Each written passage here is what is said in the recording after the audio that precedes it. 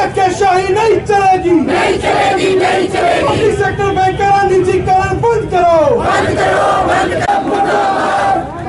एकता जिंदाबाद, जिंदाबाद, जिंदाबाद। मोदी सरकार मुर्दाबाद, मुर्दाबाद, मुर्दाबाद। मोदी सरकार है जिंदाबाद, जिंदाबाद, जिंदाबाद। छोड़ कर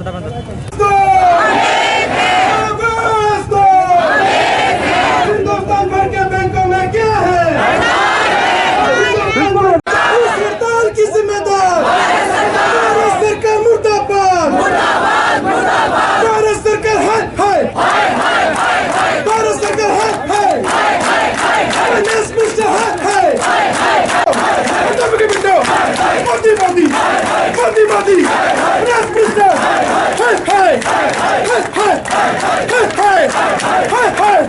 सारी बिटो, सारी बिटो, सारी बिटो, मोदी बिटो, Modi Modi Modi Modi Modi Modi Modi Modi Modi Modi finance minister, finance minister, finance minister.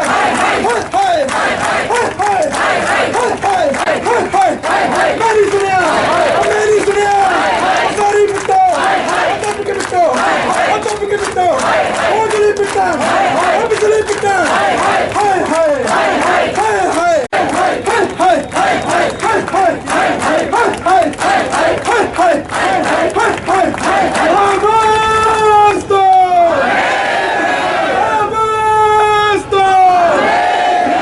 किसान मुलाजम मजदूर एकता जिंदाबाद, जिंदाबाद, जिंदाबाद। किसान मुलाजम मजदूर एकता जिंदाबाद, जिंदाबाद, जिंदाबाद। किसान मुलाजम मजदूर एकता जिंदाबाद, जिंदाबाद, जिंदाबाद, जिंदाबाद, जिंदाबाद। जब हम बैंक न खोलेंगे, जब हम बैंक न खोलेंगे, जब हम बैंक न खोलेंगे, जब हम बैंक न खोलेंगे, मोदी सरकार की तानाशाही नहीं सहेगी। पब्लिक सेक्टर का निजीकरण बंद करो, आज हिंदुस्तान भर के बैंकों में क्या है इस हड़ताल की जिम्मेदार, इस हड़ताल की जिम्मेदार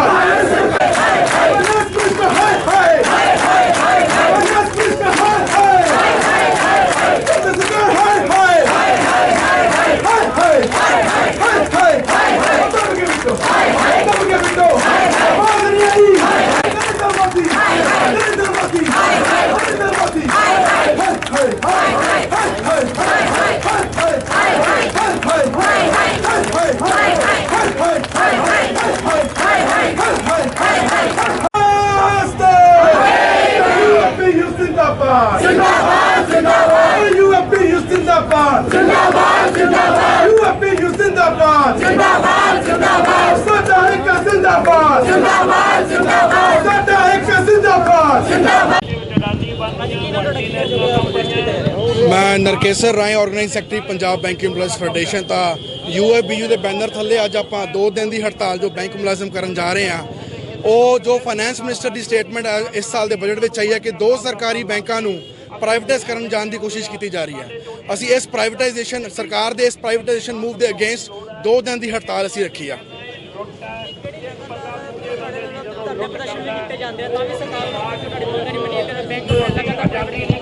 ਇਹ ਲੰਬੀ ਸੰਘਰਸ਼ ਹੈ ਜੀ, ਲੰਬੀ ਲੜਾਈ ਹੈ।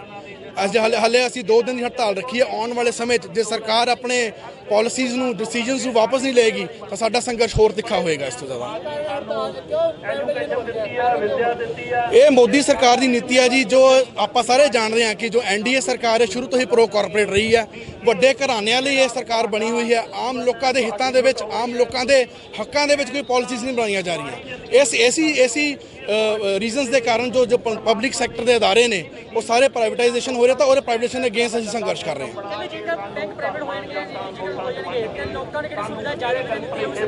ਦੇਖੋ ਮੈਂ ਇਹ ਵੀ ਜਾਣਦਾ ਕਿ ਅੱਜ 2 ਦਿਨ ਦੀ ਹੜਤਾਲ ਦੇ ਕਾਰਨ ਆਮ ਜਨਤਾ ਨੂੰ ਵੀ ਥੋੜੀ ਪ੍ਰੋਬਲਮ ਫੇਸ ਹੋਏਗੀ, ਬਟ ਇਹ ਜਿਹੜਾ ਸੰਘਰਸ਼ ਹੈ ਮੈਂ ਤੁਹਾਡੇ ਮੀਡੀਅਮ ਦੇ ਰਾਹੀਂ ਆਮ ਜਨਤਾ ਨੂੰ ਵੀ ਕਹਿਣਾ ਚਾਹੁੰਦਾ, ਅਸੀਂ ਸਿਰਫ ਆਪਣੇ ਲਈ ਸੰਘਰਸ਼ ਨਹੀਂ ਲੜ ਰਹੇ, ਅਸੀਂ ਤੁਹਾਡੇ ਲਈ ਵੀ ਸੰਘਰਸ਼ ਲੜ ਰਹੇ ਹਾਂ।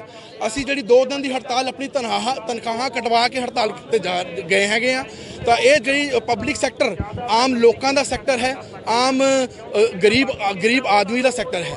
लोगों को थोड़ा जिहा आम जनता को इस चीज़ का थोड़ी जी प्रॉब्लम फेस होगी, बट उन्होंने रिक्वेस्ट करते हैं इस लड़ाई के साडे नाल खड़न, क्योंकि प्राइवेटाइजेशन जो इफैक्ट है वो सिर्फ साडे उपर नहीं पैने, वो आम लोगों के उपर ही पैणगे, चाहे वो सर्विस चार्जिस इनक्रीज़ करके होणगे, जो एग्रीकल्चर लोन आ वो भी घट दिते जाएंगे, एजुकेशन लोन जो सिर्फ पब्लिक सैक्टर ही कर रहा, कोई प्राइवेट सैक्टर नहीं कर रहा, वो लिए लड़ाई लिती है। मेरी आम जनता को भी अपील है कि साडे संघर्ष साडे नाल जुड़न।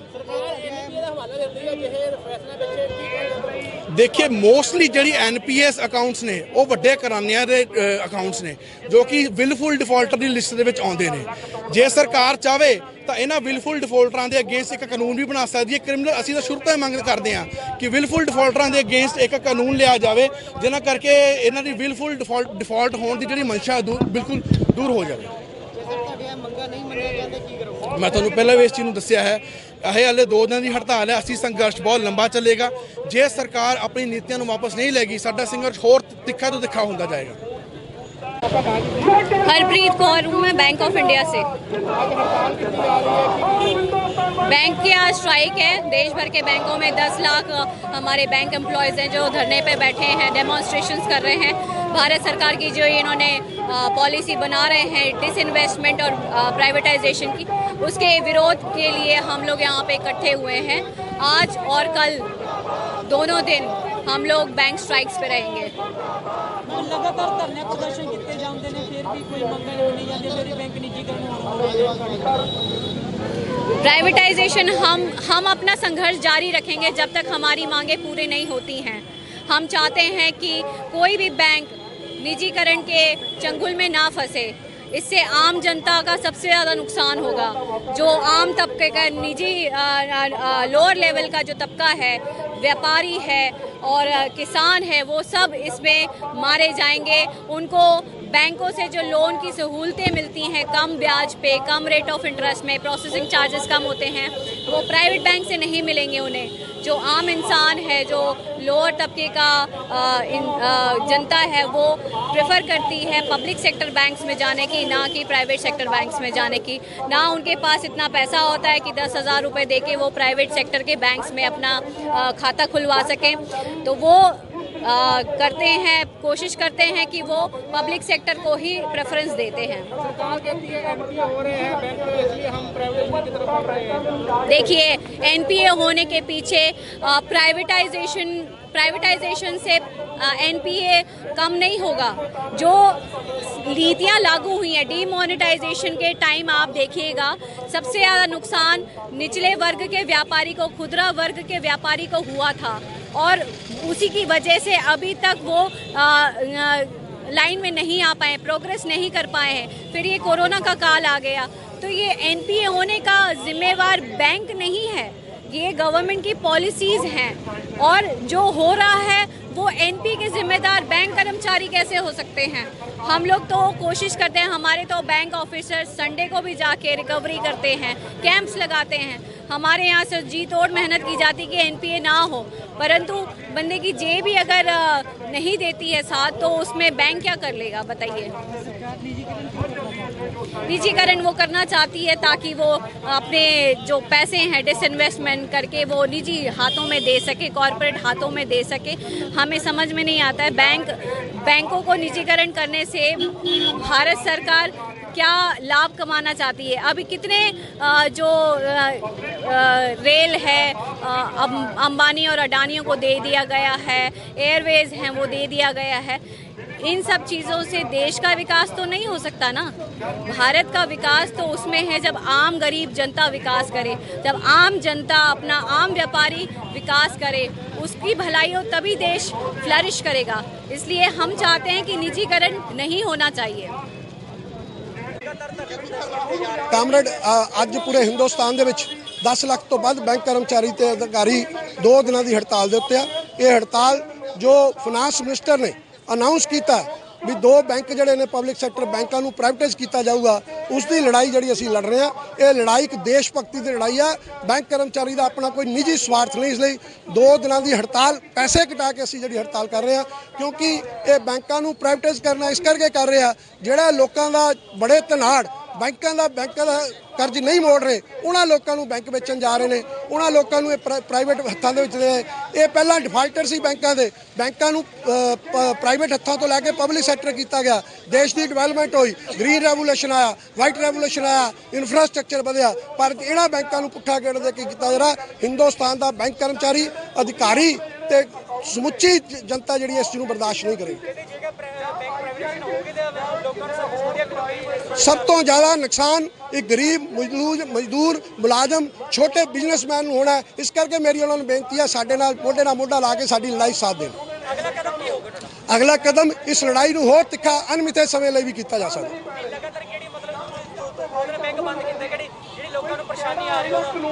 ਲੋਕਾਂ ਨੂੰ ਸਮਝ ਲੈਣਾ ਚਾਹੀਦਾ ਉਹਨਾਂ ਦੀ ਲੜਾਈ ਅਸੀਂ ਲੜ ਰਹੇ ਹਾਂ ਆਪਣੀ ਤਨਖਾਹ ਘਟਾ ਕੇ, ਇਸ ਕਰਕੇ ਮੈਨੂੰ ਨਹੀਂ ਲੱਗਦਾ ਲੋਕ ਪਰੇਸ਼ਾਨ ਹੋਣਗੇ।